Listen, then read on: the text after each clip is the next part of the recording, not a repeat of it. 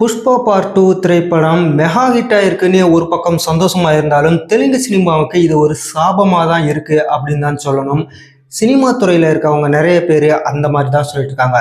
காரணம் என்ன அப்படிங்கிறத தான் இந்த வீடியோவில் நீங்கள் கொஞ்சம் சுருக்கமாக பார்க்க போறீங்க.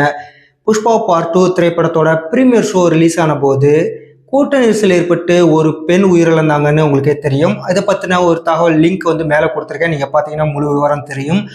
அந்த பெண் உயிரிழந்தது மட்டும் இல்லாமல் அவங்களுடைய பையன் படுகாயம் அடைஞ்சு மருத்துவமனையில் ஆபத்தான நிலையில் மூளைச்சாவு அடைஞ்சு இப்போ சிகிச்சை பெற்று வந்துட்டு இருக்காரு.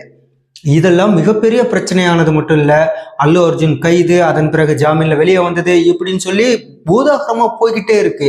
இந்த சூழ்நிலையில தான் தெலுங்கானா முதலமைச்சர் ஏற்கனவே அல்லு அர்ஜுன் கைது செய்யப்பட்டப்போ சட்டம் தன் கடமையை செய்யும், இதுல நாங்கள் தலையிட மாட்டோம் அப்படின்னு சொல்லியிருந்தாரு.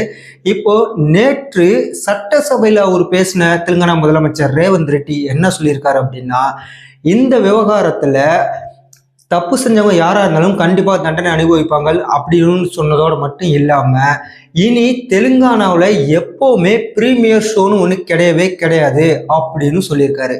ஏன் அப்படின்னு பார்த்தா, ப்ரீமியர் ஷோ அந்த தெலுங்கானாவில் அல்லு அர்ஜுன் போன அந்த சந்தியா திரையரங்கம் மட்டும் இல்லாமல் பக்கத்தில் நிறைய திரையரங்குகள் இருந்துச்சு.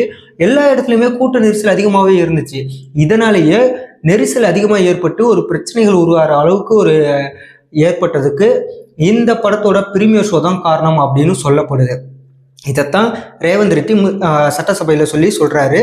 அவர் சொன்னதுல இன்னொரு ரீசன் என்னன்னா, தான் ஆட்சியில இருக்க வரையும் பதவியில தான் இருக்கிற வரையிலையும் இனி தெலுங்கானாவில் ப்ரீமியர் ஷோன்னு ஒன்று கிடையவே கிடையாது, சினிமாவுக்கு எந்தவித சலுகையுமே கிடையாதுங்கிற மாதிரி அவர் சொல்லியிருக்காரு. இது தெலுங்கு சினிமாவை மிகப்பெரிய அளவில் பாதிக்கும் அப்படின்னு தான் சொல்லணும். காரணம் என்னன்னா, தெலுங்கு சினிமா இருக்கிறதே ஹைதராபாத்தில் தான் அவங்க பேஸ் பண்ணி தான் எல்லாமே இருக்குது. எல்லா நடிகர்களும் ஹைதராபாத்தில் தான் இருக்கிறாங்க. ஹைதராபாத்தை தலைமையாக வச்சிருக்கிற தெலுங்கானா அரசு இப்போ இப்படிப்பட்ட ஒரு முடிவை சொல்லியிருக்கிறதுனால அவங்களுக்கு மிகப்பெரிய பிரச்சனையாக தான் இருக்குது.